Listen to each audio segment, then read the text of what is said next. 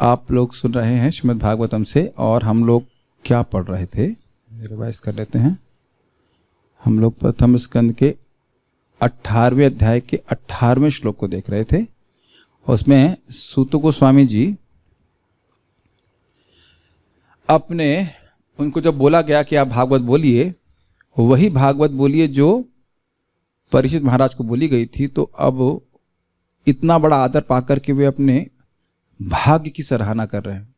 18वें भी सुना था ना, सूत उवाच अहो वयम जन्म भृतोद्यहास्म वृद्धानुवृत्त्यापि विलोम जाताः दौष्कुल्यमाधिम विधुनोति शीघ्रम महत्तमानाम विधान योगा। कई अर्थ लिए गए। एक अर्थ जो है अहो वयम, हमारा जन्म कैसा, जन्म भृत, कहाँ जन्म भृत है, कहाँ जन्म धारण किए, विलोम जाता। यद्यपि हम नीच जाति में जन्म लिए हैं, लेकिन अद्य ही अस्मा, निश्चित ही आज हमारा दूसरा जन्म हो गया है, हमारा दूसरा जन्म हो गया, हमारा जन्म सफल हो गया है। क्यों भाई, कैसे हो गया? कहते हैं वृद्धा अनुवृत्त्या अपि विलोम जाता। यद्यपि हम विलोम जाति में पैदा हुए हैं, लेकिन हम वृद्धों की सेवा, अर्थात व्यासदेव, शौनक ऋषि, शुकदेव गोस्वामी, इन 3 लोगों की, गुरुओं की सेवा करके हमारा जन्म सफल हो गया है, मानो हमारा द्विजाति संस्कार हो गया है। तो कह रहे हैं क्यों ऐसा कह रहे हैं? तो कह रहे हैं दौष्कुल्य माधि, दुष्कुल में, नीच कुल में जन्म लेने के कारण जो मन में व्यथा होती है, उसको विधुनोति शीघ्रम, बहुत शीघ्र धुल देता है, नष्ट कर देता है। क्या?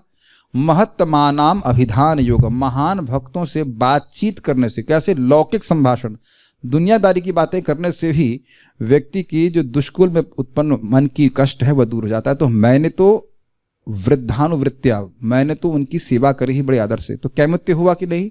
सामान्य बातें करने से व्यक्ति शुद्ध हो जाता है, तो बड़े आदर पूर्वक सेवा करेगा तो कहने ही क्या। अब इसी बात को मान लो अभी भी किसी के मन में संदेह हो, तो ऐसे कैसे हो सकता है, सामान्य बात करने से व्यक्ति इतना महान कैसे बन सकता है भक्तों को? तो अब वह 19वें श्लोक में इस बात को समझा रहे हैं कि भगवान अनंत हैं और उनकी अनंत शक्ति है, इस कारण से ऐसा होता है। ठीक है, मेरे पीछे बोलिए। कुतः पुनर्गृणतो नाम तस्य, कुतः पुनर्गृणतो नाम तस्य महत्तमैकान्तपरायणस्य, महत्तमैकान्तपरायणस्य योऽनन्तशक्तिर्भगवाननन्तो, योऽनन्तशक्तिर्भगवाननन्तो महद्गुणत्वादयमनन्तमाहुः, महद्गुणत्वाद्यमनन्तमाहुः। कुतः पुनर्गृणतो नाम तस्य, कुतः पुनर्गृणतो नाम तस्य महत्तमैकान्तपरायणस्य, महत्तमैकान्तपरायणस्य योऽनन्तशक्तिर्भगवाननन्तो, योऽनन्तशक्तिर्भगवाननन्तो महद्गुणत्वादयमनन्तमाहुः, महद्गुणत्वाद्यमनन्तमाहुः। कुतः पुनर्गृणतो नाम तस्य, कुतः पुनर्गृणतो नाम तस्य महत्तमैकान्तपरायणस्य, महत्तमैकान्तपरायणस्य योऽनन्तशक्तिर्भगवाननन्तो, योऽनन्तशक्तिर्भगवाननन्तो महद्गुणत्वादयमनन्तमाहुः, महद्गुणत्वाद्यमनन्तमाहुः। कुतः पुनर्गृणतो नाम तस्य, कुतः पुनर्गृणतो नाम तस्य महत्तमैकान्तपरायणस्य, महत्तमैकान्तपरायणस्य योऽनन्तशक्तिर्भगवाननन्तो, योऽनन्तशक्तिर्भगवाननन्तो महद्गुणत्वाद्यमनन्तमाहुः, महद्गुणत्वाद्यमनन्तमाहुः। श्लोक की थीम क्या है समझिए। कैमुत्य, क्या कहना? जब भगवान के भक्तों से लौकिक संभाषण करके ही व्यक्ति का दुष्कुल में जन्म होने के कारण मन का कष्ट चला जाता है, बहुत शीघ्र समाप्त हो जाता है, तो उन भगवान का कोई नाम उच्चारण करे तो कहना ही क्या। एक और बताया कि उनके भक्तों का नाम उच्चारण करे तो क्या कहना, लेकिन यह बहुत सारे अर्थ हैं, एक अर्थ समझ लीजिए। जब भगवान के भक्तों की इतनी महिमा है तो भगवान का नाम उच्चारण करके तो कहना है क्या। जो भी शुद्धिकरण भक्तों के पास आया है वो कहाँ से आया है? भगवान से आया है। इस जगत में हर वस्तु में प्रकाश कहाँ से आया? सूर्य से। तो कहे भाई बल्ब में इतना प्रकाश है तो सूर्य का तो कहना है कि जब बल्ब के सामने आकर अंधकार नष्ट हो रहा है तो सूर्य के सामने आ जाएगा तो कहना ही क्या, ठीक है। और उनके विषय में क्या कहा जाए जो महान भक्तों के निर्देशन में अनंत के पवित्र नाम का कीर्तन करते हैं।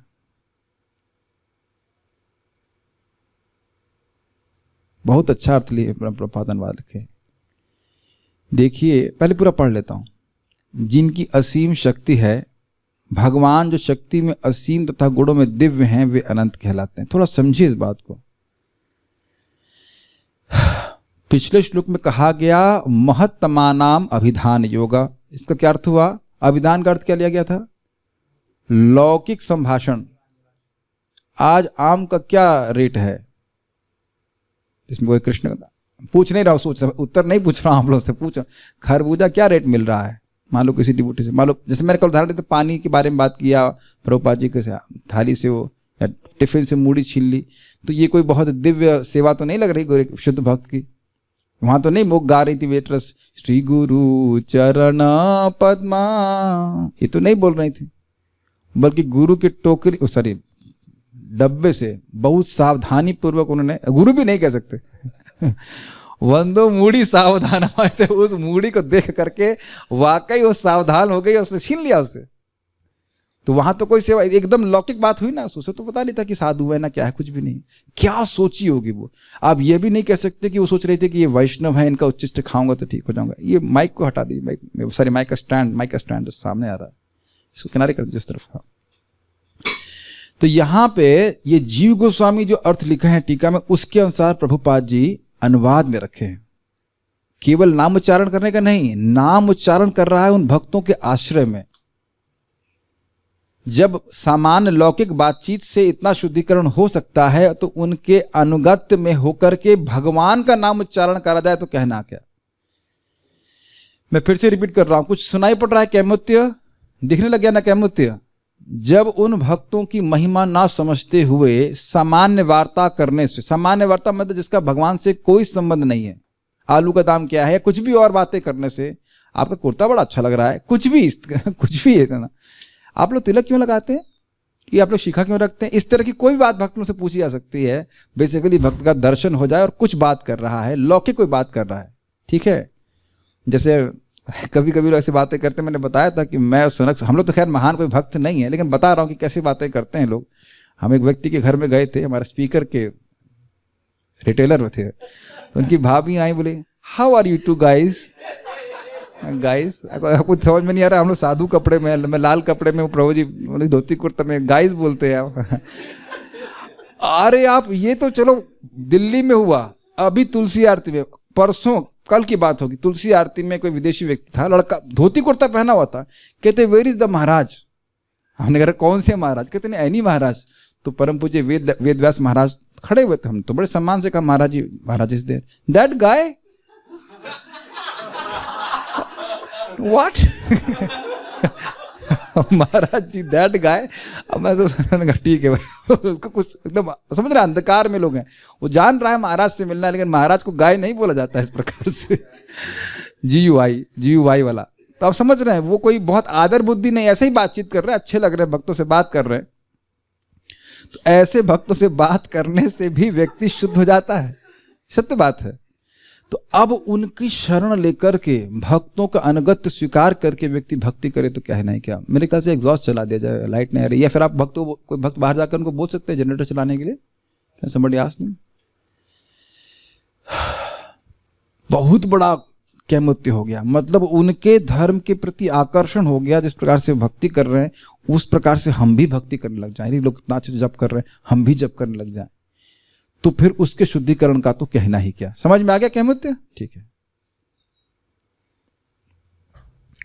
अर्थ बहुत सुंदर है टीका का इसका, आनवे देखिए, यह जो भगवान यानी श्री भगवान अनंत शक्तियों से संपन्न है, अनंतः महत् गुणत्वात्, ऐसे असंख्य महान गुणों के कारण, अनंत समझ में आ रहा है, असंख्य, महत् गुणत्वाद, महत् मतलब महान और गुणत्व, महान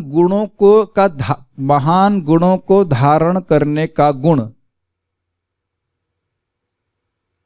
इसे के कारण इसे कहते हैं गुणत्वात्, पंचमी विभक्ति है। महद गुणत्वात्, महान गुणों को धारण करने के गुण के द्वारा।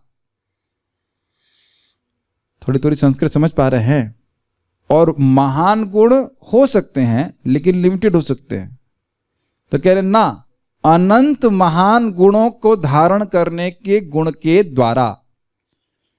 यम अनंत माहु, जिनको अनंत नाम से पुकारा जाता है। समझ में आ रहा है ये लाइन? भगवान अनंत शक्तियों से युक्त हैं और अनंत महान गुणों को धारण करने के गुण के द्वारा। भगवान कौन है? जिनके महान अनंत गुण हैं। ये भगवान का गुण है कि उनके महान अनंत गुण हैं। भाषा समझ में आ रही है?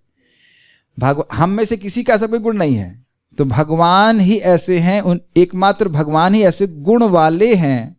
भगवान का एक विशेष गुण है, ऐसे बोला जाए कि उनमें महान अनंत गुण है, इसलिए उनको अनंत कहा जाता है। अनंतम आहु। समझ पा रहे संस्कृत? तस्य, उन श्री भगवान के महत्तम एकांत परायणस्य, जो महापुरुषों के एकमात्र आश्रय है, नाम गृणत हो, नाम के उच्चारण का कुतः पुनः फिर कहना ही क्या। ये एक अर्थ है, लेकिन इसमें यह अर्थ नहीं निकल रहा है कि महत्तम एकांत परायणस्य। लेकिन जीव को समीपादिक अर्थ लेते हैं महत्तम एकांत परायणस्य का मतलब जो महान भक्तों के परायण हो जाते हैं, जो प्रभुपाद इस से अर्थ लिए। कुछ समझ पा रहे हैं?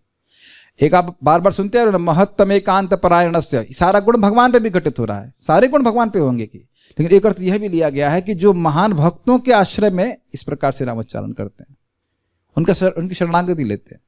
वैसे कोई अंतर नहीं है, भगवान की शरण लीजिए या भगवान के भक्त की शरण लीजिए, वो बात एक ही है। माम ही पार्थ व्यपाश्रित्य, भगवद गीता में कहते हैं, ये पिस्यु पाप योनिया स्त्रियो वैशस्ता शूद्रस्तेपि यान्ति पराम गति। भगवान कहते हैं जो मेरी विशेष शरण लेता है। माम ही पार्थ व्यपाश्रित्य, तो व्यपाश्रित्य का अर्थ आचार्यगण समझाते हैं कि भगवान के भक्तों की शरण लेता है। शरण का मतलब क्या है?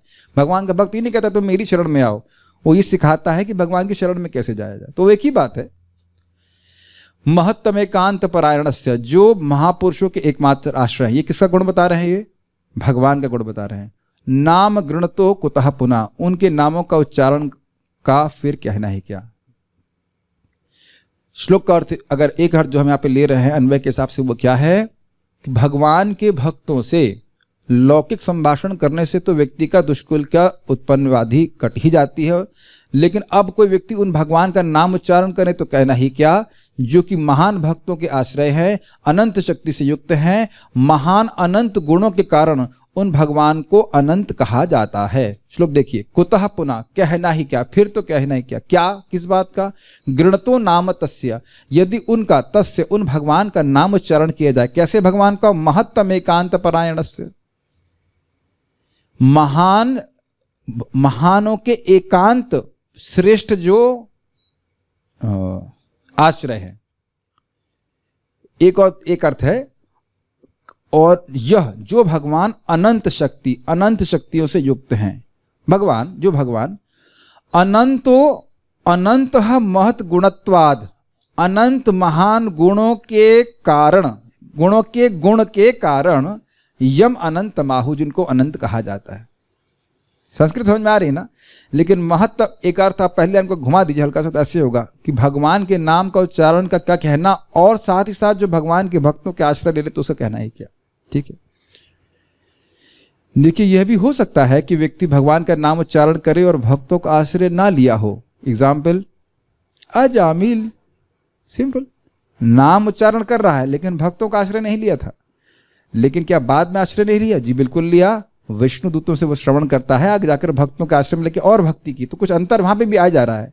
नाम उच्चारण कर रहा है लेकिन भक्तों के आश्रय में नाम उच्चारण करता है तो और अधिक लाभ होता है। ये सब सिद्धांत वैसे अलग भी है कि जो नाम बोल रहा है और उसको संबंध ज्ञान नहीं तो मुक्ति प्राप्त होती है अगर निरपराधिक है तो, लेकिन संबंध ज्ञान से युक्त है, अपने संबंधों को भगवान से समझता है वैष्णव के समाज में सुन करके, और निरपराधिक भजन करता है तो कृष्ण प्रेम प्राप्त होता है। ये पहले मैं समझा चुका हूं उससे पहले। श्रीधरी, भगवान अनंत के नामों का उच्चारण करने वाले पुरुष के विषय में क्या कहना? लौकिक बात करने से शुद्ध हो जा रहा है भक्तों से, तो उनका नाम बोलेगा, भगवान का नाम बोलेगा तो बहुत बड़ी बात हो जाएगी। बारंबार यहां नामों का उच्चारण करने के लिए कहा जा रहा है। हम लोग इसी में परेशान रहते हैं कि हमारा मन नहीं लग रहा है। लेकिन आदि किसको कहते हैं जरा बताइए? आदि कहा जाता है मन की परेशानी को, व्याधि कहा जाता है शरीर की परेशानी को। अभी आपने क्या सुना? लौकिक बात करने से मन की परेशानी दूर हो जाती है। तो मननात् त्रायते इति मंत्र, मंत्र की शक्ति से मन की गंदगी जाती है। Does that make sense? ठीक हो करके हम भजन नहीं करते हैं, भजन करके ठीक होते हैं। समझ आ रहा है कि नहीं? मान लीजिए किसी का बीपी ठीक बढ़ गया हो, तो डॉक्टर कहे तुम्हारा बीपी बढ़ा है, तुम क्यों आई मेरे पास? ये कहो आई मेरे पास, पहले ठीक हो जाओ उसके बाद आओ। तो कहेंगे फिर आपके पास क्यों आएंगे? बीमार हैं तो दवा लेने आते हैं। तो बहुत बड़ा भाग्य है कि हम नाम उच्चारण कर पा रहे क्या? एक बार चेक कर लीजिए, मशीन चेक कर लीजिए। हरे कृष्णा कृष्णा कृष्णा हरे हरे, हरे राम राम राम हरे। वाह, आप लोग की मशीन तो ठीक है, वेरी गुड। तो उनके विषय में तो क्या कहना, तो आपके विषय में इसलिए हम कोई बात ही नहीं करते। क्या कहा जाए? और यही बात है, बोली गई है, तार महिमा वेद ना कहे पारीते, जो दिन रात्रि दिन नाम लैया खाईते शुईते, तार महिमा वेद न पारे कहीते। जो रातों दिन खाते समय सोते समय भगवान का नाम उच्चारण कर रहा है, उसकी महिमा वेद नहीं कह सकता। अर्थात वेद के पास उसको बोलने के लिए कुछ नहीं कि तुम ये करो ये मत करो। अब तुम नाम उच्चारण कर रहे हो तो क्या करेंगे? हम पहले भी सुन चुके हैं, चतुराणाम वेदानाम, एक श्लोक था ना, चारों वेदों से, उनके हृदय से 4 अक्षर निकाले गए, नारायण। और इससे अधिक भगवान को संतुष्ट करने का कोई हम मतलब साधन नहीं जान रहे। ये उनके उसके पुरुषों के, अच्छा पुरुष के विषय में क्या कहना, लेकिन स्त्री के विषय में कह सकते हैं। नहीं, तो पुरुष हो, स्त्री हो, बच्चा हो, बूढ़ा हो, कोई भी हो, जो व्यक्ति भगवान का नाम उच्चारण कर रहा है वह बहुत भाग्यवान है। एक बात हम कभी कभी हमको अजीब सा लगता है, कभी कभी लगता है लोग ऐसा, हमको ऐसा सुनाई पड़ता है कि लोग केवल कॉलेज ब्रिजम को महत्व देते हैं। कभी कभी हमारे सामने ऐसा आ जाता है, कांग्रेगेशन है। ऐसा लग रहा है कि भागवत केवल लड़कों को या कॉलेज प्रचारकों को या कॉलेज प्रचार में जो प्रचारित हो उन्हीं को बस उद्धार करने वाली है। और अजामिल का प्रसंग क्यों रखा गया? अजामिल कौन से बीटेक में पढ़ रहा था? तो देखिए प्रभुपाद जी शब्द हम समझ, हमारे मुंह पे बोला गया है ये बात, इसलिए हम बोल रहे हैं। प्रभुपाद जी दूसरे स्कंद में आप पढ़ेंगे चतुश्लोकी भागवत के तात्पर्य में, इंग्लिश में बोलता हूं जो प्रभुपाद बोले, there is no need to consider whether a person is ill behaved or properly behaved to accept in bhakti. Mind blowing statement है नहीं? उसका दुराचार है या सदाचार है, सब देखने की जरूरत नहीं। क्या वो भक्ति करना चाहता है, क्या नाम उच्चारण करना चाहता है, ये देखना है। अब वो चाहे लड़की हो, लड़का हो, बुढ़ा हो, जवान हो, कोई भी हो, किसी भी तरह से जा रे देखो तारे कहो कृष्ण उपदेश। लेकिन नाम उच्चारण करना से शुरू कर दिया तो उसके विषय में क्या कहना? यमराज भी कहते हैं हमें उसके विषय में कुछ नहीं कहना है, न वयम न वया। यहां तक कि काल भी कहता है कि उसके विषय में हमें कुछ नहीं कहना, और वो तो भगवान के संरक्षण में। कर्म भी कहता है हमें कुछ नहीं कहना, तो कोई कुछ नहीं कह रहा है तो हम क्यों कुछ कहें? तो अब इसीलिए श्रील भक्ति सिद्धांत ठाकुर जी कहते थे हमारे लिए यही बहुत बड़ी तपस्या है कि हमें भक्तों को डांटना पड़ता है ताकि जल्दी प्रगति हो जाए, ऐसा करते। लेकिन वस्तुतः जो नाम उच्चारण कर रहा है उसके लिए क्या बताया जाए? ठीक है, बहुत बड़ा भाग्य है। महापुरुषों के साथ बातचीत करने का अवसर भी नीच वंश में उत्पन्न होने की मनोव्यथा को विनष्ट कर देता है। और ये सब आगे बात और क्लियर होगी कि प्रारब्ध को भी नष्ट करता है। अथवा श्री भगवान के नामों का उच्चारण करने वाले के नीच जाति का होने का प्रसंग ही कहां है? जो नाम बोल रहा है उसको भी नीच जाति का बोलेंगे आप? अब जो मतलब नहीं, ऐसे नहीं, इसमें कुछ मिस्टेक है। जो ग्रेजुएशन कर लिया है उसका नीच जाति का होने का प्रसंग ही क्या है? लिखा है जो ग्रेजुएशन किया है, पीएचडी किया है, इसे तो सभी नहीं बोले ना। जो पीएचडी कर लिया है, बीटेक कर लिया, एमटेक किया है, वो उसके बाद भी बल्कि कहा जाए कि अच्छी खासी जाति में पैदा होने के बाद भी और मिस्त्री बना दिया जा रहा है। गलत तो नहीं कह रहे ना। और कोई एजुकेशन के बारे में नहीं बोल रहे हैं, कह रहे हैं कि अगर नाम का उच्चारण कर रहा है तब भी आप उसको नीची जाति का बोलेंगे। अहो बता श्वापचतो गरियान यज्वाग्रे वर्तते नाम तुभ्यम ते पुस्तपः जुहुशश्नुरार्या ब्रह्मानुचर नाम गृणंती। तो जो भगवान का नाम केवल एक बार बोल रहा है वह भी ब्राह्मण से श्रेष्ठ बन जाता है। अब ये बहुत अच्छी बात है। तो क्या जो नाम बोल रहा है उसकी भी नीच जाति आदि का प्रसंग आप देखेंगे तो अर्थ क्या है? नहीं देखेंगे। अथवा मतलब अलग अलग, अथवा उच्चारण किया जाने वाला भगवान का नाम नीच वंशोत्पन्नत्व को ही विनष्ट कर देता है। मान भी लिया जाए कि वह नीच जाति में पैदा हुआ तो उसका कुछ प्रारब्ध रहा होगा, तो भी नाम बोल दिया ना तो सब ध्वस्त। और इसका प्रमाण हम पढ़ चुके हैं कई बार। 5:1 सकृदाद दीता या नामधेयम सकृदाद दीता सब जहाति बंधम। जैसे कोई व्यक्ति विदूर या नामधेय विदूर विगत है, जो व्यक्ति विदूर विगत है, जो वर्णाश्रम से भी बहुत दूर है, पहुंच नहीं पाया है वर्णाश्रम की बाउंड्री में, अगर ऐसे कहा जाए, तो वह भी व्यक्ति अगर सकृदाद दीता एक बार भगवान का नाम बोलता है सो जहाति बंधन, वह कर्म बंधन से मुक्त हो जाता है। तो कहेंगे हमारे बंधन तो अभी खुले नहीं, हम तो ही शरीर में हैं। तो प्रभुपाद जी वहां पे क्या समझाते हैं? जैसे ही आप भगवान का नाम बोलते हैं तुरंत आपका सूक्ष्म शरीर चढ़ जाता है, मालूम चलता है। तो ये सारी बुरी आदतें कहां चली जा रही हैं? कोई भी नहीं गई बुरी आदत, ऐसा नहीं कह सकते आप। कहां जा रही हैं बताइए? गायब हो जा रही है कि नहीं?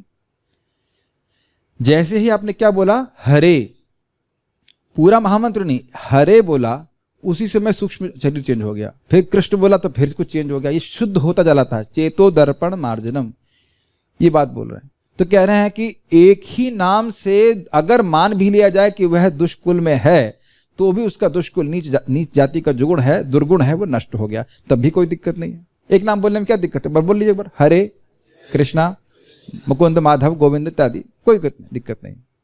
अब नहीं विश्वास होता है ना, शास्त्र नहीं सुनेंगे तो समझिए मेरी बात, शास्त्र की बात सत्य है, हम केवल उसको जानना शुरू कर रहे हैं। हमें सत्यापित करने की आवश्यकता नहीं है। मैं फिर से रिपीट कर रहा हूं, जैसे एक छोटा बच्चा होता है ना, हर चीज पूछता है, मम्मी ये क्या है? बल्ब है। अच्छा बल्ब है, ठीक है, बल्ब है। अब बच्चे के पैदा होने से पहले बल्ब की टेक्नोलॉजी थी। बच्चा पैदा होकर के बल्ब का निर्माण नहीं किया, पहले से बल्ब है। मम्मी ये क्या है? बेटा ये सूर्य है। अच्छा सूर्य, सूर्य सूर्य, ठीक है, इसको सूर्य कहते हैं। मम्मी ये क्या है? ये तुम्हारा डायपर है। अच्छा ठीक है, तुम्हारे पैदा होने से पहले डायपर ही बोलते हैं ना बच्चों का, क्या पहनाते हैं वो सब कुछ। अच्छा ठीक है, सब कुछ बच्चा सीखता है माँ से, ऐसे समझना चाहिए शास्त्र। हम कैसे समझें कि भाई एक ही नाम से अनंत जन के पाप नष्ट हो जाते हैं? तो भाई कैसे समझोगे? क्या ब्रह्मा बने हैं?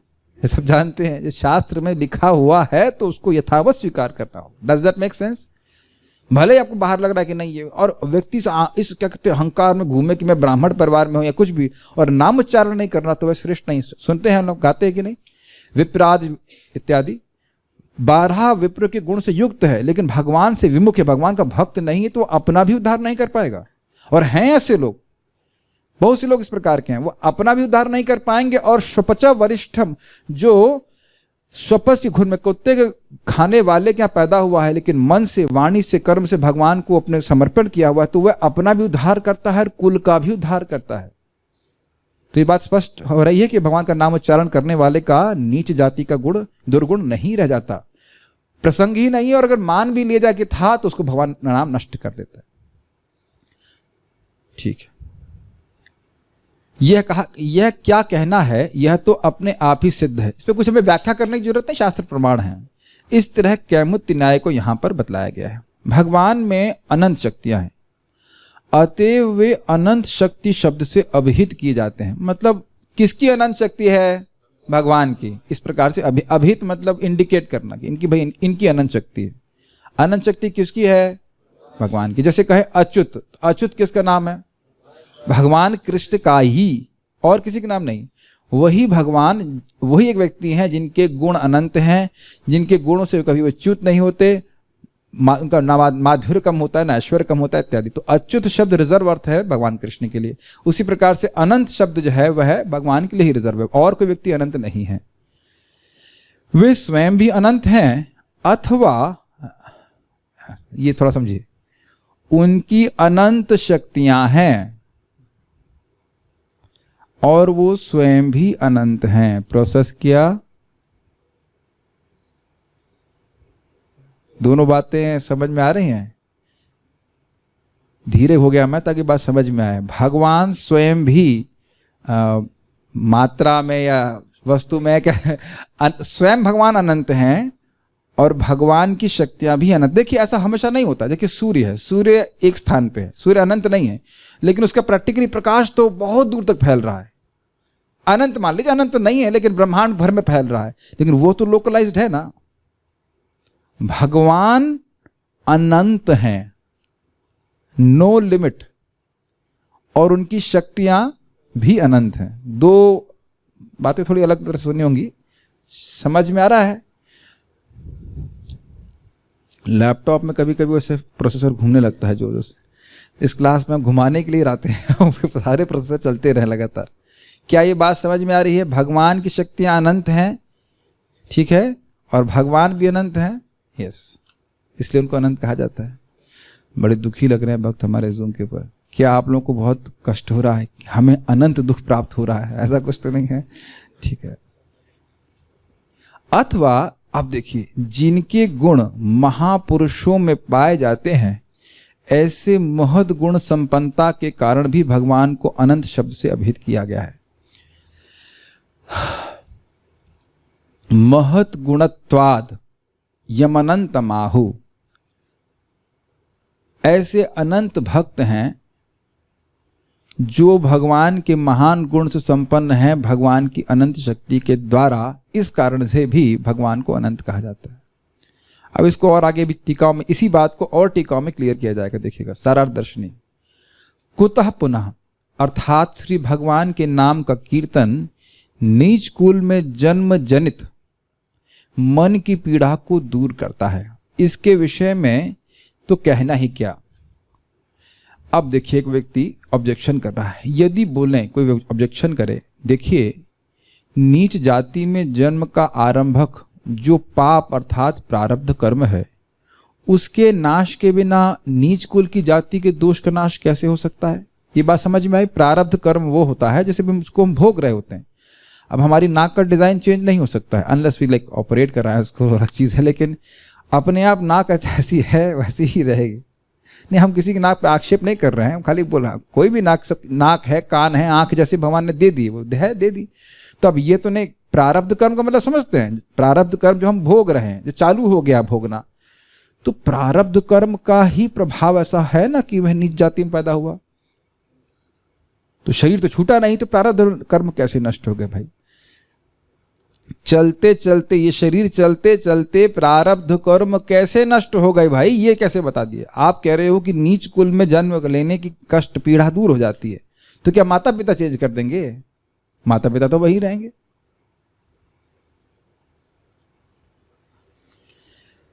और प्रारब्ध तो भोगने पर ही नष्ट होते हैं। यह तो प्रसिद्ध है, यह तो है नहीं तो अलग एक्स्ट्रा आ गया। यह तो प्रसिद्ध है, इसमें कोई संशय थोड़ा ना है। कोई संशय किसी को? प्रारब्ध तो भोगना ही पड़ते हैं। तो किस प्रकार श्री भगवान के नाम उच्चारण के द्वारा यह प्रारब्ध पाप का खंडन हो पाएगा? थोड़ी बहुत मिस्टेक्स है, उसको नेग्लेक्ट कीजिएगा।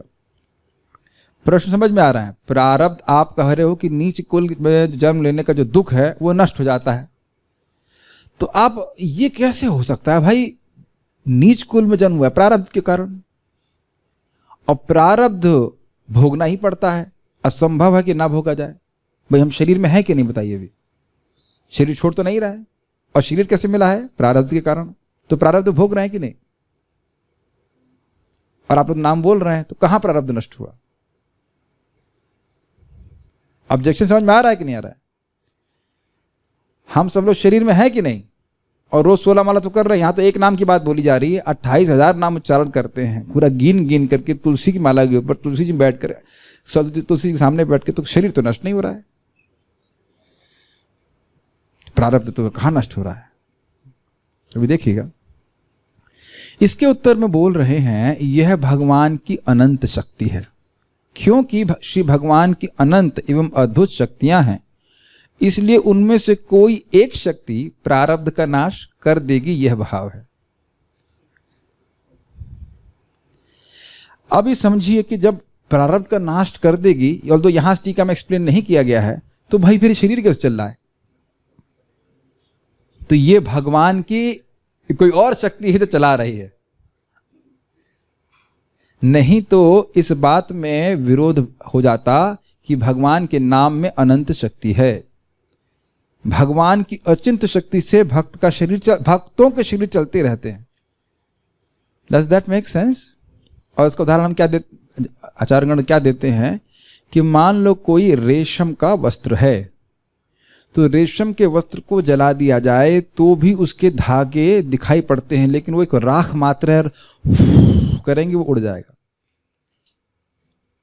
तो वो जो भी भक्त के जीवन में सुख दुख आ रहा है वो कर्म के अनुसार नहीं है, भगवान की व्यवस्था के अनुसार है। ध्यान से सुनिए, भगवान भक्ति करने पे प्रारब्ध नष्ट कर देते हैं, लेकिन वो कर्म नष्ट नहीं करते जो आपकी भक्ति के लिए अच्छे हैं, चाहे वो अच्छे हों, चाहे सुख के रूप में आए, चाहे दुख के रूप में आए। Does that make sense?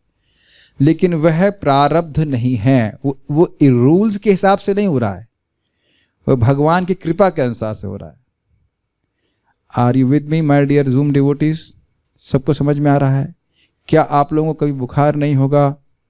Forget about it, होगा और परेशानी भी आ सकती है, लेकिन कर्म के अनुसार नहीं होगा। इसीलिए भक्तों को अपनी जन्म पत्री पर बहुत ज्यादा विश्वास नहीं रखना चाहिए, और जब आपके संग इस प्रकार से होगा तब आपको समझ में आएगा।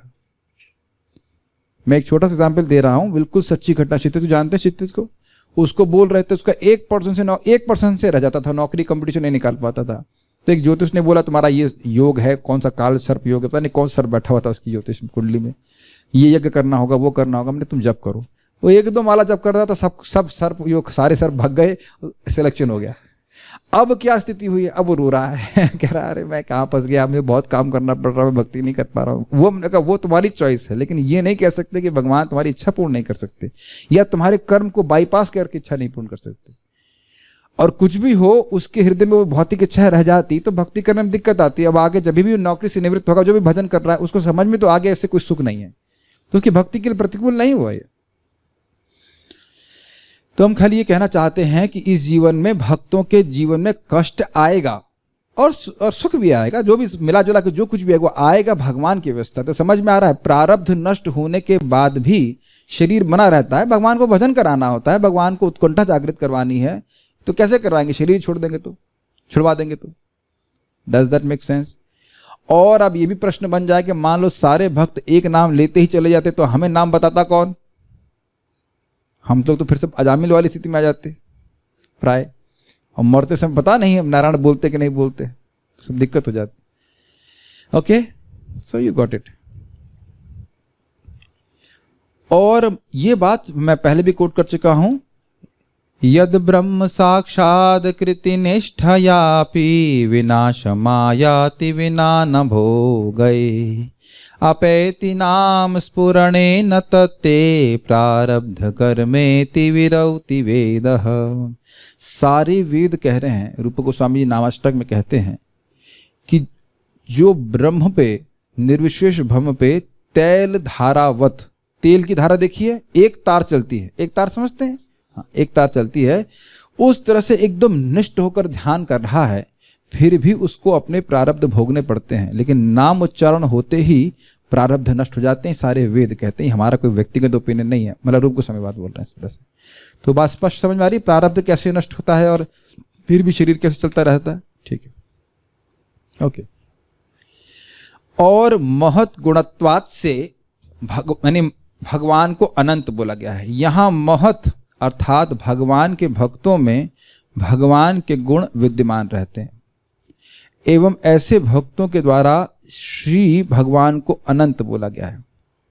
अतएव उन भगवान के भक्त जनों में भगवान के गुणों के संक्रमण से जैसे भगवान के अंदर प्रारब्ध का चिन्ह नहीं होता है, वैसे ही उनके भक्तों में भी प्रारब्ध का चिन्ह नहीं होता है।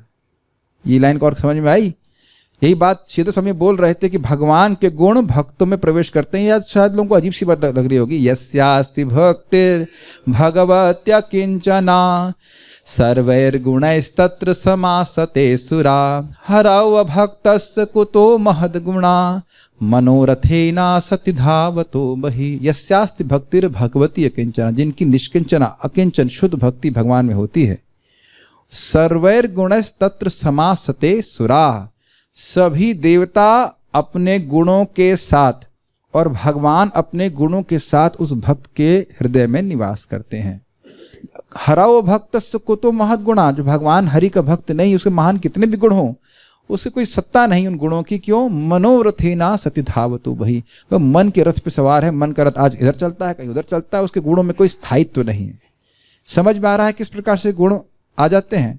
भाई जैसे ये लोहे का तार है, वह करंट के संपर्क में आने से करंट को गुणों को धारण कर लेता है। ये देखा जा रहा है कि नहीं? तो उसी प्रकार से भगवान का संपर्क प्राप्त करके निरंतर संपर्क में रहने से भगवान के गुण भक्तों में भी प्रकाशित होने लग जाते हैं। तो जब भगवान प्रारब्ध के अधीन नहीं है तो उनके भक्त प्रारब्ध के अधीन कैसे हो जाएंगे? समझ में आ गया? अच्छा, अगर आपको ये नहीं याद आ रहा है तो आप देखिए, हम लोग बहुत पहले सुन चुके हैं भीष्मदेव की उक्ति में वल्गुहास वाला श्लोक जो था कि भगवान के प्रेम के कारण भगवान ने अर्जुन में अपनी शक्तियां संप्रेषित करी, संक्रमित कर दी।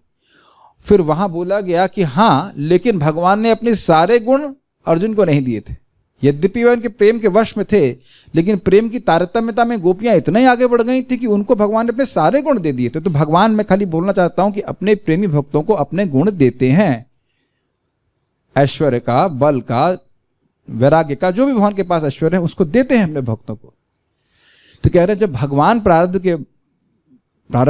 का चिन्ह भी भगवान में नहीं है, प्रारब्ध कर्म का, तो उनके भक्त में कैसे हो जाएगा? तो इस तरह से समझा रहे हैं कि भगवान का नाम उच्चारण करने वाले का प्रारब्ध आदि सब नष्ट हो जाता है। कुछ समझ में आ रहा है इस बात को? ठीक। क्रम संदर्भ, ओह बहुत भारी हो गया होगा। ये जीव को समझने लिखा है। अब कैमुत, मुझे लगता है आज एक ही श्लोक गिरना चाहिए शायद, पता नहीं, इसको समझने में भारी लग जाएगा ना, थकान हो रही। अब कैमुत्य न्याय को कहते हैं कुतः पुनः से महात्माओं के नामों को ग्रहण तथा स्वयं को पूर्णता उन्हें समर्पित करने वाला मनुष्य अपने निम्न जन्म और उससे जनित मानसिक कष्ट को नष्ट कर देता है, अतः इससे अधिक क्या कहा जा सकता है। ये थोड़ा समझ में आया? भगवान के नाम के बारे में बोल रहे थे ना, भगवान के नाम के बारे में बोल रहे थे, वो भी ठीक है, लेकिन यहां क्या बोल रहे हैं? भगवान के भक्तों के नाम को ग्रहण करके उधर इस तरह से कैमरे तो चलाइए। भक्तों से बात करना, लौकिक संभाषण करने से व्यक्ति शुद्ध हो जाता है, शीघ्र शुद्ध हो जाता है। तो उन भक्तों का नाम बोले तो क्या, वही जो हम कल बात कर रहे थे, एछाई गोसाई करी चरण वंदन जहां होते विघ्न नाश अभिष्ट पूरण श्री रूप सनातन भट्ट रघुनाथ श्री जीव गोपाल भट्ट दास रघुनाथ। अब आप जो लोग भजन जानते हैं, हरिहराय नमः कृष्ण यादवाय नमः यादवाय माधवाय केशवाय नमः, तो नाम संकीर्तन इस भजन का टाइटल है। तो आप कहेंगे अरे इसमें तो सारे भगवान के नाम आने चाहिए, तो फिर क्यों आया श्री रूप रघुनाथ, श्री रूप सनातन भट्ट रघुनाथ श्री जीव गोपाल भट्ट दास रघुनाथ, क्यों आया भक्तों का नाम? समझ में आ गया? तो जैसे भगवान का नाम पवित्र करने वाला है, ऐसे भक्तों का नाम भी पवित्र करने वाला है। भगवान स्वयं गोपी गोपी इस प्रकार से बोला करते थे, वो पुंडरीक पुंडरीक ऐसे करके बोला करते थे। पुंडरीक मतलब भगवान का नाम नहीं, पुंडरीक विद्यानिधि को पुकारा करते थे। समझ में आ रहा है बात? ये कई बार चैतन्य चरितामृत में आप पढ़ेंगे, सुनेंगे कि इस भक्त का नाम लेने से, स्मरण करने मात्र से व्यक्ति को भक्ति प्राप्त होती है। स्पेशली आप आदि लीला में पढ़ेंगे, जो विभिन्न शाखाओं का वर्णन है, वहां बड़ा स्पष्ट कहा गया है कि इन भक्तों का स्मरण करने मात्र से व्यक्ति को शुद्ध भक्ति प्राप्त होती है। ये सुन चुके हैं कि नहीं जो चैतन्य चरितामृत पढ़ते हैं? तो कह रहे हैं महात्माओं से लौकिक संभाषण करके शुद्ध हो जाता है, तो फिर अगर उनका नाम बोले और उनको पूर्णतः समर्पित कर दे। जैसे हम लोग रोज बोलते ही हैं जय श्रीला प्रभुपाद, नमो विष्णुपादाय, गुरु महाराज का स्मरण करते हैं, ये सब होता है कि नहीं, करते ही हैं, शरणागति उनकी स्वीकार करते हैं। तो उसका तो फिर कहना ही क्या, अंतर आ गया दोनों में, ठीक है। इसका क्या कारण है भाई? इसका हेतु है कि भगवान अनंत रूप हैं, वो अनंत हैं, अतः निश्चित ही अनंत शक्तियों से भी युक्त होंगे, जिसके कारण भक्त जन उन्हें अनंत कहते हैं, क्योंकि वे भगवान महात्माओं को अपने गुणों को अभिव्यक्त करते हैं। ये थोड़ा अब और अलग अर्थ लिया है, बहुत हल्का और हल्के से अलग चले गए। देखिए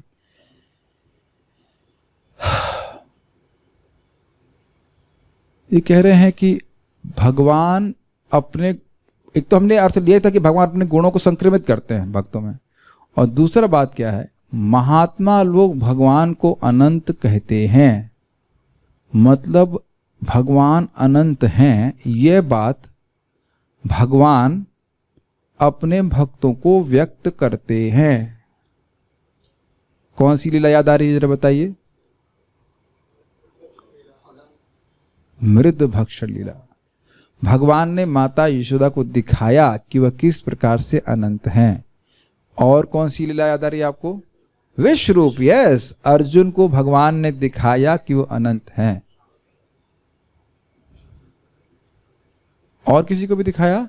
अद्वैत आचार्य को भगवान ने दिखाया कि वो अनंत हैं। हम अभी नहीं देख पा रहे हैं, क्या आप देख पा रहे हैं? अभी खुद से तो नहीं देख पा रहे हैं। तो भगवान अपने भक्तों को अभिव्यक्त करते हैं कि मैं अनंत हूं। इसीलिए महत्व पुरुष लोग उनको अनंत कहते हैं। कितना सुंदर अर्थ लिया जा रहा है, समझ रहे हैं? ठीक है। यदि उनके गुण महात्माओं को अभिव्यक्त नहीं होंगे तो अविद्यावश वे भी इस प्रकार भगवान के विषय में नहीं बता पाएंगे कि वे अनंत हैं। अविद्या के कारण जो जीव अपने ही स्वरूप को भूला हुआ है, वह भगवान के स्वरूप पे क्या टीका टिप्पणी करेगा? क्या टीका टिप्पणी चलती है? कृष्ण का मृत्यु कैसे हुई जानिए? 1 लाख व्यूज किसके? अंधों के। अंधों के 1 करोड़ व्यूज। क्या मतलब है? जो तत्व से अनभिज्ञ है अंधा ही कहला जाएगा ना। परम पूज्य लोकनाथ महाराज भी ये बोल रहे थे, भाई अंधा बोले सूर्य नहीं है, या दुनिया के सारे अंधे मिलकर भी बोले कि भाई सूर्य नहीं है, तो उसका क्या महत्व है? जिसकी आंखें हैं वो बता सकता है सूर्य कहाँ है। सोचने वाली बात है ना। हाँ, तो यही बात है कि ये बात समझ पा रहे हैं कि भगवान अपने गुणों को प्रकाशित नहीं करते, तो जीव जो अविद्या से वशीभूत है वह भगवान को कैसे बोल पाता अनंत है? जैसे देखिए एक सिंपल सी बात है, रूप गोस्वामी जी का अनुभव है ना हरि नाम का, कि अनंत सुख है इसमें। तो भगवान अपने नाम के अनंत सुख को श्रील रूप गोस्वामी को प्रकाशित कर रहे हैं कि नहीं कर रहे?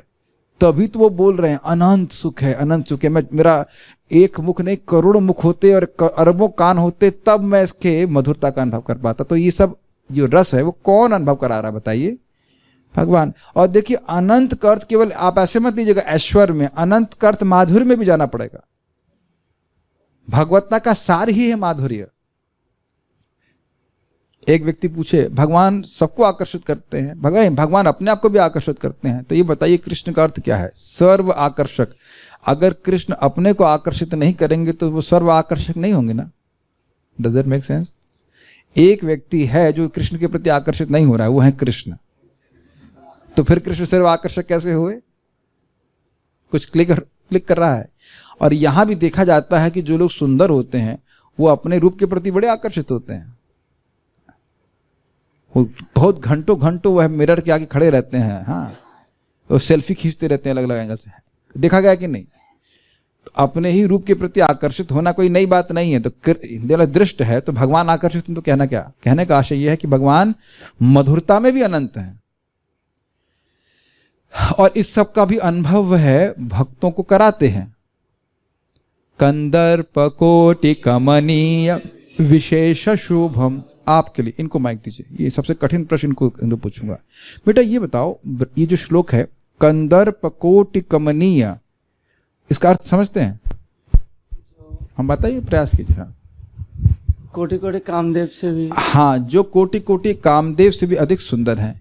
ये श्लोक ब्रह्मा जी को कौन सिखाया, ये बताइए आप। कोई तो सिखाया होगा ब्रह्मा जी, भगवान श्री कृष्ण के, उसको लिखवाए हैं उसको। हाँ, तो ब्रह्मा जी स्वयं अनुभव कर रहे हैं भगवान के इस सौंदर्य के माधुर्य का, और वो स्पॉन्टेनियसली बोल रहे कंदर्प कोटि कमनीय विशेष शोभम। क्लियर समझ में आ रहा है? तो मैं खाली बोल रहा था कि जो प्रेमी भक्त है वह भगवान के गुणों से अभिज्ञ हो जाता है। जैसे कि भगवान गीता में कहते हैं भक्त्या माम अभिजानाति यावन यश्चास्मि तत्वतः। स्पष्ट है? तो भक्ति के द्वारा भगवान को जानते हैं। तो भगवान को जानने का मतलब क्या? भगवान अपने अनंत गुण प्रकाशित करते हैं। Does that make sense? इसलिए उनको अनंत कहते हैं। यह आप जैसे गुणों से युक्त व्यक्तियों का प्रभाव है, अतः इसके द्वारा ही मैं भी योग्य बन गया हूं, यह भाव है। आप शौनकादि ऋषि, आप में गुण कहां से आ रहे हैं? भगवान से आ रहे हैं। आप भगवान के भक्त हो, और मैं ये भागवत बोलने का शक्ति कैसे प्राप्त कर लिया हूं? वो आपके संग के द्वारा। भाई क्यों? क्योंकि आप भगवान के भक्त हैं, एकांतिक भक्त हैं। महत्तम एकांत परायणस्य, ये कहने का उनका आशय है। समझ में आ रहा है? भगवान अपने अनंत गुणों को भक्तों में प्रेषित कर देते हैं, भक्त लोग समझते हैं और उस गुणों से युक्त हो जाते हैं, और उस गुण से युक्त होकर के दूसरों को भी योग्य बना देते हैं। ये कहने का आशय। महाप्रभु साउथ इंडिया में गए, जो उनको देखता वो कृष्ण प्रेम को प्राप्त हो जाता, और जो उस व्यक्ति को देखता तो कृष्ण प्रेम को प्राप्त हो जाता। अरे भाई यहां नहीं देख रहे, एक व्यक्ति है जो कोविड के जननी होंगे जो भी संक्रमण कर लिया, उनने पूरे विश्व में प्रसादम बांट दिया कि नहीं? संक्रमण तो ऐसे ही फैल रहा है, तो कोई तरीका है नहीं। तो अब बोलेंगे ना, मैं आप मतलब जो भी व्यक्ति का मालूम चल जाए इसने मुझे कोविड दिया है, तो आप बोलेंगे ना कि आप ही के कारण मैं इस योग्यता को प्राप्त किया हूं कि आज बेड पे लेटा हूं। गलत, यही समझ रहे ना? तो अब तो खैर नेगेटिव में हो गया। पॉजिटिव बात है कि मैं तो अयोग्य हूं, सूत्र को समय बोल रहे हैं। आप लोग इतने महान हैं, भगवान के शुद्ध भक्त हैं, और भगवान अपने गुणों को भक्तों को देते, तो आपके भगवान के गुण आपके थ्रू मुझ में आ पा रहे हैं। इस कारण से मैं बोलने में समर्थ हो पा रहा हूं, अन्यथा मेरी कोई क्षमता नहीं। ठीक है? महाराज परीक्षित बाद में कहते हैं, ये सिद्धांत बता रहे हैं। परीक्षित वाचा अहो अद्य वयम ब्रह्मन् सत्सेवया शत्रुबंधवः कृपयातिथि रूपेणा भवद्भिस्तीर्थकाः कृताः येषां संस्मरणात् पुंसां सद्य शुद्ध्यन्ति वै गृहा किं पुनर्दर्शन स्पर्श पाद शौचासनादिभिः। भाग्यशाली राजा परीक्षित ने कहा, हे ब्राह्मण, आपने कृपा करके यहाँ पर मेरी अतिथि के रूप में उपस्थित होकर हम सबों के लिए तीर्थ स्थल बनाकर हमें पवित्र बना दिया है। आपकी कृपा से हम अयोग्य राजा भक्तों की सेवा करने में सुपात्र बनते हैं। तो यहाँ बोल रहे हैं, हाँ आगे, आपके स्मरण मात्र से हमारे घर तुरंत पवित्र हो जाते हैं। तो आपको देखने, स्पर्श करने, आपके पवित्र चरणों को धोने तथा अपने घर में आपको आसन प्रदान करने के विषय में तो कहना ही क्या। समझ पा रहे हैं? भक्तों का स्मरण करने से ही व्यक्ति पवित्र होता है। फिर कैमित्य न्याय के अनुसार अगर उनकी सेवा करेगा तो कहना ही क्या। तो यहां भी देख रहे हैं कि भक्तों की सेवा के द्वारा सारे दिव्य गुण व्यक्ति के हृदय में आ जाते हैं। सेवा के द्वारा ही दिव्य गुण आते हैं। नहीं, सेवन मुख नहीं। कथा रुचि क्या? श्यान महत सेवया विप्र पुण्य तीर्थ निषेवनात्। प्रथम स्कंद में दूसरे अध्याय में ये बहुत सारी बातें बोलेंगे भी, कथा के द्वारा आत्म साक्षात्कार प्राप्त हो जाता है। लेकिन प्रश्न करेंगे भाई कि कथा में रुचि तो होती नहीं, तो कथा में रुचि कैसे होगी? तो वही वहां बोला गया, श्यान महत सेवया विप्रहा पुण्य तीर्थ निषेवनात्। यही सूत्र गोस्वामी बोलते हैं कि हे शौनकादि ऋषि, महान भक्तों की सेवा के द्वारा व्यक्ति को भगवान की कथा में रुचि होती है, अन्यथा नहीं हो सकती। कथा तो बहुत शक्तिशाली है, लेकिन रुचि ही नहीं होगा तो सुनेगा क्यों? तो ये भक्तों का गिफ्ट है कि वह भगवान की कथा में रुचि प्रदान करते हैं। ठीक है, ठीक है। भागवत का ये प्रथम स्कंद के 19वें अध्याय का 32 से 33 श्लोक है, सो आगे हम लोग पढ़ेंगे।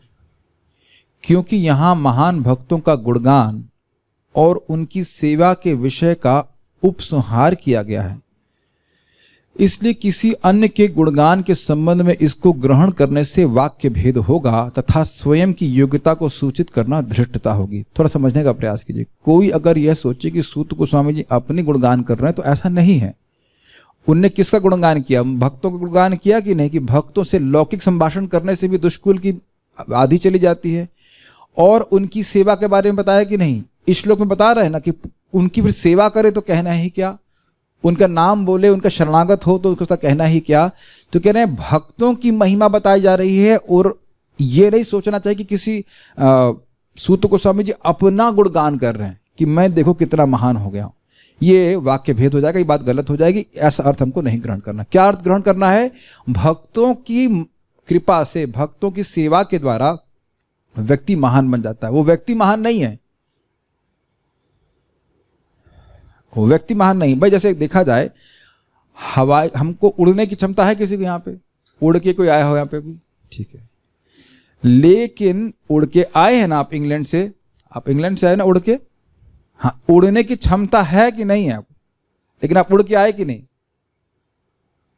उड़ने की क्षमता नहीं है, उड़ के कैसे आए? स्पष्ट हो गया अर्थ? प्लेन के संपर्क से व्यक्ति उड़ने लगता है, यद्यपि खुद उड़ने की क्षमता नहीं है। क्लियर है? Make sense? तो खुद कोई योग्यता नहीं है। क्या हम लोग गाते हैं? किचु मारे किचु नहीं योग्यता, कैसे गाते इसको?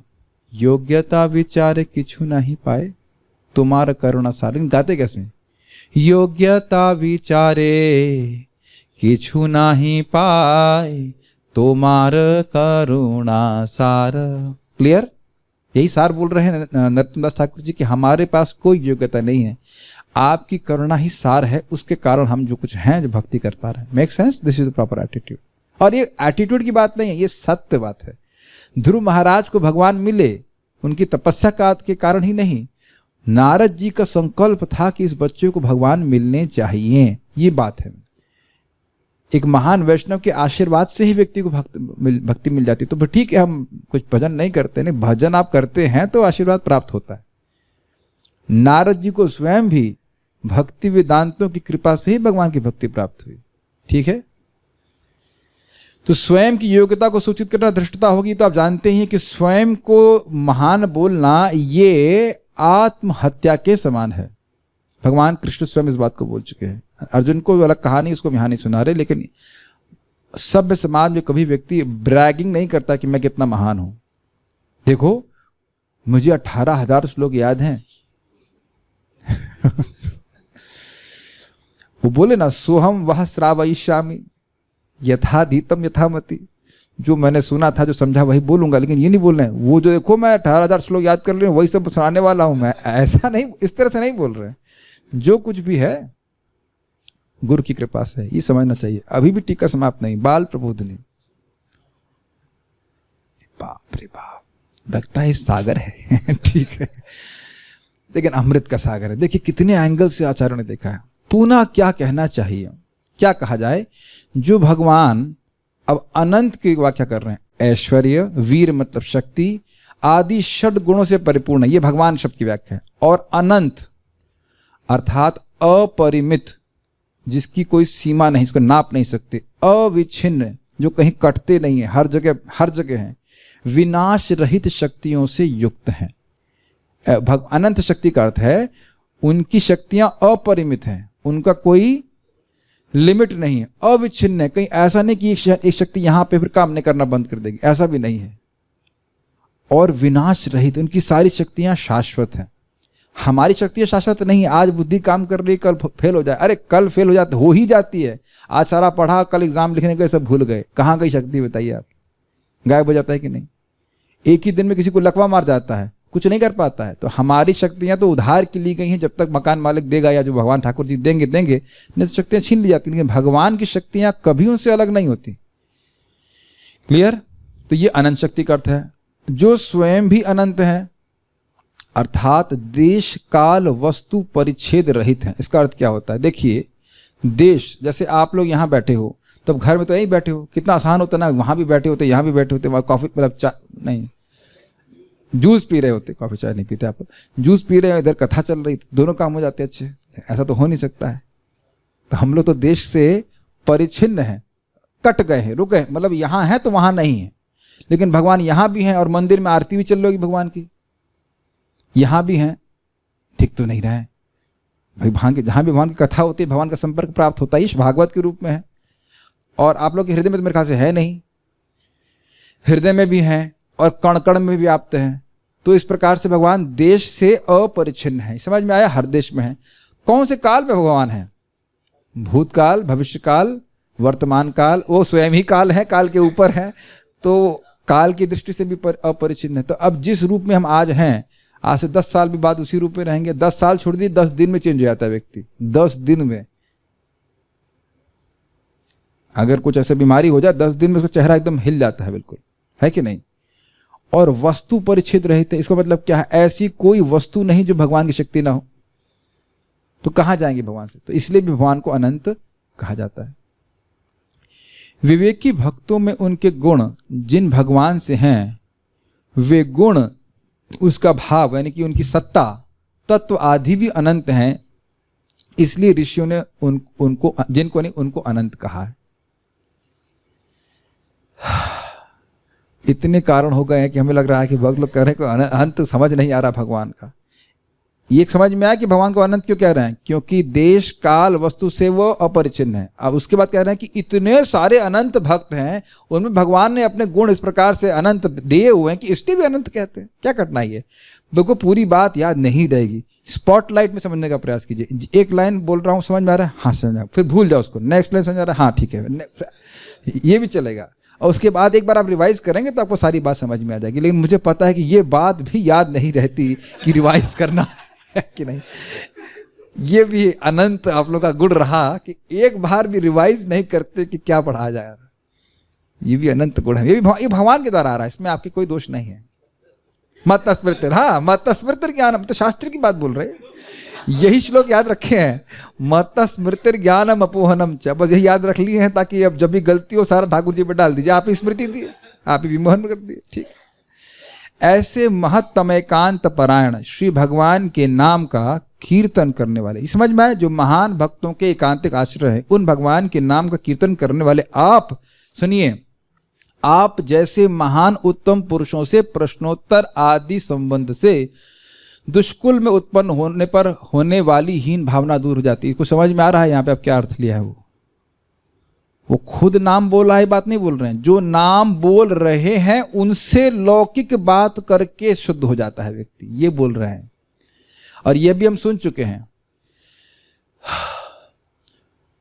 इति मंत्र अभिधानेन मंत्र मूर्तिम अमूर्तिकम यजेत यज्ञ पुरुषम ससमयक दर्शनः पुमान, दर्शन ही पुमान है, दर्शन पुमान।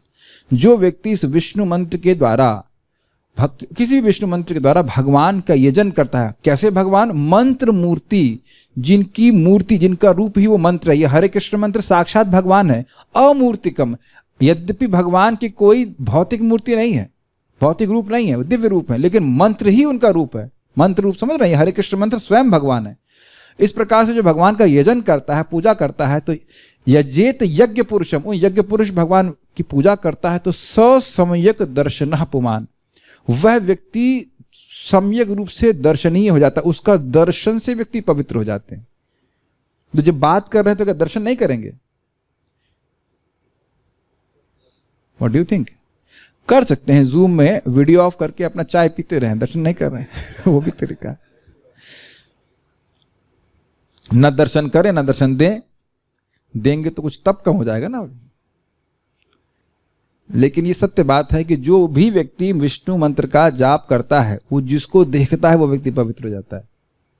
सब बातें शास्त्र की हैं। ससमयक दर्शनापमान, ऐसा व्यक्ति भगवान का दर्शन हृदय में करने में समर्थ हो पाता है, और ऐसे व्यक्ति का दर्शन करने से व्यक्ति पवित्र हो जाता है। ऐसा लग रहा है कभी सुने नहीं बात, या तो क्लास बंक कर दी होगी या फिर बहुत दिन से रिवाइज नहीं किया। सब पढ़ा चुके हैं जाके नोट्स। अब ये आज वाला नोट्स तो पढ़ नहीं रहे हैं, वहां वाला नोट्स तो कब पढ़ेंगे? हाँ नारद जी का, हाँ ठीक, हाँ नारद जी, इतनी बात तो सही बोला कि नारद जी ने बोला मंत्र। गुड गुड, हाँ लग रहा है गुड, अच्छा है, आपको याद है, अच्छी बात है। देखिए गंभीरता से जब हम पढ़ते हैं तो भले पूरी बात नहीं आता है, लेकिन ऐसे प्रभु जी को याद रहा कि नारद जी बात बोले थे, व्यासदेव जी को बोले थे, अच्छी बात। तो ये अर्थ समझ पाए कि जो व्यक्ति भगवान का नाम बोल रहा है, ऐसे महान उत्तम पुरुषों से बातचीत होते रहे, कुछ सामान्य बात हो तो भी व्यक्ति नीच कुल के हीन भावना से मुक्त हो जाता है। अथवा भगवान का नाम कीर्तन करने से किस प्रकार भगवान का नाम कीर्तन करने से किस प्रकार दोषकुल्य हो सकता है, मतलब वो कैसे को भूल जाइए, वो थोड़ा मिस्टेक है। अथवा भगवान का नाम कीर्तन करने से किस प्रकार दोषकुल हो सकता है, वही अर्थ है कि भाई दुष्कुल होने का संभावना ही नहीं है, नाम उच्चारण करते सब नष्ट हो जाता है। अथवा उनका नाम कीर्तन करने वाले मनुष्य का दोषकुल नष्ट हो जाता है। एक अर्थ है कि दुष्कुल, वो व्यक्ति को नीच कुल का बोलोगे नहीं, वो तो अच्युत गोत्र है भाई, वो भगवान का नाम उच्चारण कर रहा है। और अगर मान भी ली जाए लौकिक दृष्टि से कि वह नीच कुल में है, तो उस नीच कुल का जो दुष्प्रभाव है भगवान का नाम उसको नष्ट कर देता है, तो किसी तरह से कोई हानि नहीं देखी जाती।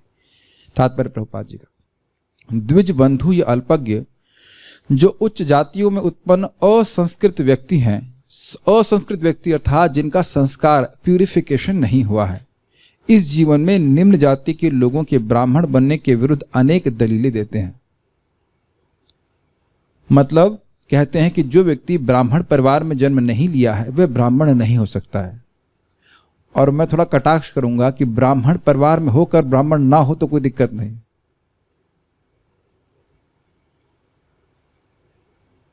सुनाई पड़ा मैं क्या कह रहा हूं? जो निम्न जाति में है वो ब्राह्मण नहीं बन सकता है, और जो ब्राह्मण परिवार में पैदा हुआ है वह ब्राह्मण के कार्य ना करे तो कोई दिक्कत नहीं है। नीच जाति वाला ब्राह्मण कार्य करे दिक्कत है, लेकिन ब्राह्मण नीच जाति के कार्य करे तो कोई दिक्कत नहीं। यह है कली से प्रभावित होने का कार्य। अगर ब्राह्मण होने का इतना अहंकार है, तो अहंकार भी अगर मानो तो क्या ब्राह्मण के कर्म कर रहे हैं?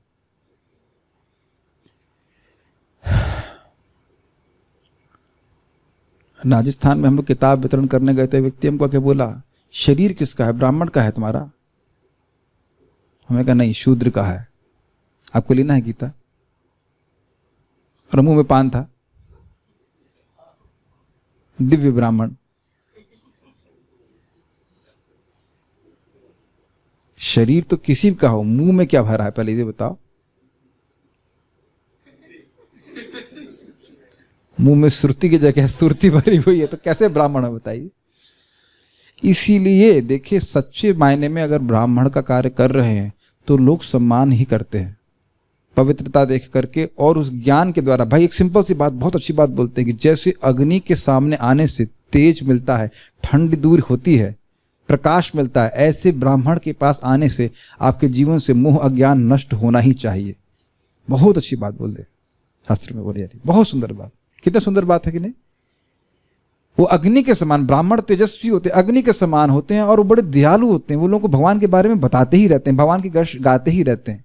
तो काहे के ब्राह्मण हुए तुम जो भगवान का यश जानते नहीं, बोलते नहीं? पेटू ब्राह्मण, खाली जीवने वाले ब्राह्मण। प्रभुपाद बोलते हैं कि नहीं, हम बहुत नहीं बोलना चाहते हैं, प्रभुपाद इस बात पे बोलते हैं कि भाई अग्नि भी भगवान का मुख है और ब्राह्मण भी भगवान का मुख है, but one should not be a fire without light. अग्नि में आहुति दे रहे हैं, यज्ञ सामग्री, हवन सामग्री देते हैं तो अग्नि को मिलता है, तो अग्नि प्रकाश देती है, अंधकार को नष्ट करती है, ठंड को दूर करती है कि नहीं? वैसे यज्ञ ठंड दूर करने के लिए नहीं किया था, लेकिन फिर भी करती है। और इसीलिए पांव एक्चुअली हीटर के सामने भी रखने, पता है मेरे पापा मना करते थे, हमको समझ में नहीं आता था कारण क्या है, लेकिन हीटर के सामने पांव रखना मतलब अग्नि के सामने पांव रखना। अग्नि भगवान का रिप्रेजेंटेटिव। देख रहे हैं कहां कहां हम लोग गलती करते बैठते हैं। बहुत से लोग करते हैं, मेरे से भी हुआ सर, ये नहीं करना चाहिए। हीटर रखिए लेकिन थोड़ा दूर रखिए, पांव वहां नहीं रखने चाहिए। देख रहे हैं धर्म का तत्व कितना सूक्ष्म है। एनी हाउ, हम भाली बात कर रहे थे ब्राह्मणों की, तो ब्राह्मण का ऐसे लोग कुछ कहेंगे कि हम वो दलील देंगे, जब तक व्यक्ति पैदा नहीं हुआ उसमें ब्राह्मण नहीं बन सकता है। उनकी दलील है कि शूद्र या शूद्र से भी निम्न परिवार में जन्म पूर्व जन्म में किए गए पाप कर्मों के कारण होता है, अतएव उसे इस कमी की पूर्ति निम्न जाति में जन्म लेकर करनी होती है। समझ में आया? गलत कार्य किए इसलिए निम्न जाति में जन्म लिया। किंतु इन मिथ्या तर्क करने वालों का उत्तर देने के लिए श्रीमद् भागवत का कथन है कि जो मनुष्य शुद्ध भक्त के निर्देशन में भगवान के पवित्र नाम का जप करता है वह तुरंत ही निम्न जाति में जन्म लेने के दोष से छूट जाता है। भगवान का शुद्ध भक्त भगवान के पवित्र नाम का जप करते हुए कोई अपराध नहीं करता, ये शुद्ध भक्त होने का लक्षण है। भगवान के नाम जप करने में 10 प्रकार के अपराध होते हैं जिनको आप जानते हो। नहीं जानते तो देखते हैं, फिर समय रहेगा तो बताएंगे। किंतु शुद्ध भक्त के निर्देशन में किया गया जप अपराध रहित होता है और भगवान का अपराध रहित जप दिव्य होता है। अपराध रहित जप दिव्य होता है, अपराध रहित जप दिव्य होता है, अपराध युक्त जप दिव्य नहीं होता है। फिर भी शुद्ध करता है धीरे धीरे, लेकिन अपराध रहित जप जितना हमको शुद्ध करता है उतना अपराध युक्त नहीं करता है। अतएव ऐसा जप पूर्व जन्म के समस्त पापों के प्रभावों को तुरंत दूर कर सकता है। अब देखिए, लोग कहेंगे कि हाँ, इसका मतलब यह है कि हमने गुरु महाराज से दीक्षा ले ली, अब हम अपराध रहित जप कर रहे हैं, है ना?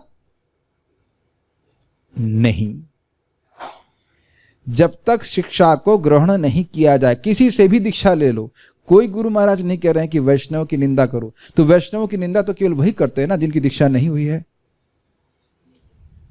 तो कोई भी कर रहा है, मान लो दीक्षा भी ले ली है लेकिन अब निंदा कर रहा है, तो ये नहीं कह सकते कि हम गुरु महाराज के अनुगत्य में भजन कर रहे हैं। स्टैंप लगाना अनुगत्य नहीं होता है। ऊंची दुकान फीका पकवान नहीं होना चाहिए। शिष्यों के आचरण को देख करके गुरु जी का अंदाजा लगाते हैं लोग। हर व्यक्ति गुरु जी से नहीं मिलता है। Do you agree?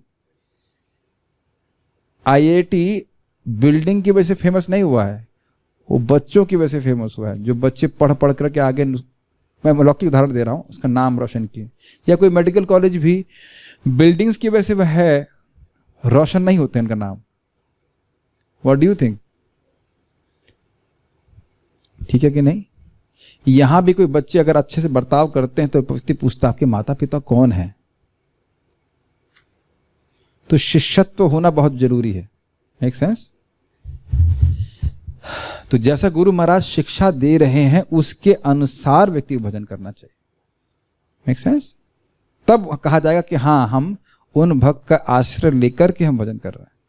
लोग बोल देते हैं आश्रित है, मेरे में एक बार आश्रित, कब 16 माला हो रहा है, 5 माला सुबह करते हैं, पूरा नहीं हो रहा, तो क्या है कि आश्रित हो। फिर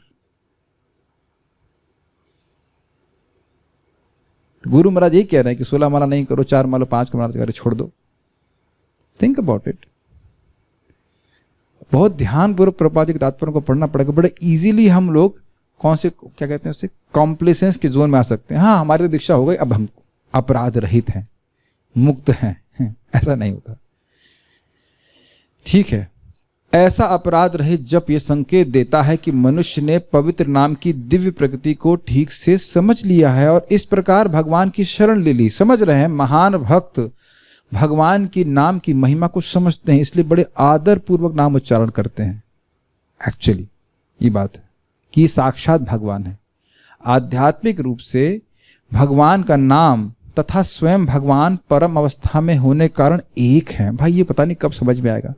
परम पूज्य सच्चिदानंद महाराज बोलते थे, भगवान और उनके नाम में भेद नहीं है। ये केवल भागवत क्लास में नहीं सुनना है, भागवत क्लास के बाहर भी ये बात सत्य है कि भगवान का नाम भगवान से भिन्न है। समझ में आई बात? भगवान का पवित्र नाम भगवान के ही तुल्य शक्तिमान है। भगवान सर्वशक्तिमान ईश्वरी व्यक्तित्व हैं और उनके अनंत नाम हैं जो उनसे अभिन्न हैं और उन्हीं के समान शक्तिमान भी हैं। भगवद गीता के अंत में भगवान बल देकर कहते हैं कि जो भी उनकी शरण में पूर्ण रूप से आता है, उसकी समस्त पापों से रक्षा की जाती है। चूंकि वे तथा उनके नाम एक हैं, अतः भगवान का पवित्र नाम भक्तों को पापों के समस्त प्रभावों से बचा सकता है। भगवान के पवित्र नाम का कीर्तन निस्संदेह मनुष्य को निम्न कुल में जन्म लेने के दोष से उबार सकता है। समझ में आ गई बात? भगवान अनंत है, भगवान का नाम अनंत है, तो कोई नीच कुल में जन्म लिया है लेकिन भगवान का शरणागत है, नाम उच्चारण कर रहा है, तो वह उससे दोष से मुक्त हो जाए, उसमें कोई आश्चर्य की बात नहीं होनी चाहिए। भगवान की असीम शक्ति भक्तों तथा अवतारों के असीम विस्तार से बढ़ती ही जाती है। ये समझ में आया? भगवान के अनंत भक्त हैं, उनमें भगवान ने अपनी अनंत शक्ति प्रेषित की है और उसके बाद भी भगवान के पास अनंत शक्ति बचती है। यही अनंत का अर्थ होता है। और इस प्रकार प्रत्येक भगवत भक्त तथा सारे अवतार भी भगवान की शक्ति से संपन्न होते हैं, अनंत शक्ति। चूंकि भगवान का भक्त भगवान की शक्ति से ओतप्रोत हो जाता है, अतएव निम्न कुल में जन्म लेने का किंचित मात्र भी दोष उसके रास्ते में बाधक नहीं बन सकता। स्पष्ट समझ में आ गई बात? यही बात समझाई गई थी कि भगवान प्रारब्ध के बंधन में नहीं है और उनके भक्त में अपने गुण को प्रकाशित करते हैं। तो प्रारब्ध में ना बंधे रहने का गुण भी भगवान प्रकाशित कर देते हैं अपने भक्तों के गुणों में, दूसरे से बंधन नहीं होता। तो भगवान का नाम उच्चारण करने वाले के सारे प्रारब्ध नष्ट हो जाते हैं। ओके, तो हम यहाँ रुकेंगे क्योंकि अगला श्लोक फिर बहुत लंबा है, तो उसको हम बाद में लेंगे। कोई प्रश्न किसी भक्त का है तो मैं देख लेता हूँ। भक्ति करने पर ज्योतिष और प्रारब्ध के कारण कोई दुख नहीं आते हैं। हाँ, भगवान की कृपा से आते हैं, और क्या है, कोई बात नहीं। अच्छे लोगों के साथ सबसे अच्छी बात, उनको अच्छे और बुरे लोग दोनों पसंद करते हैं, ये भी ठीक है। भक्ति का सबसे इंपॉर्टेंट बात, वैष्णव के अपराध से बचना चाहिए। हाँ ठीक है, okay, so will stop here. Shrimad Bhagavatam की जय, श्रील प्रभुपाद की जय, निताई गौर प्रेमानंदे।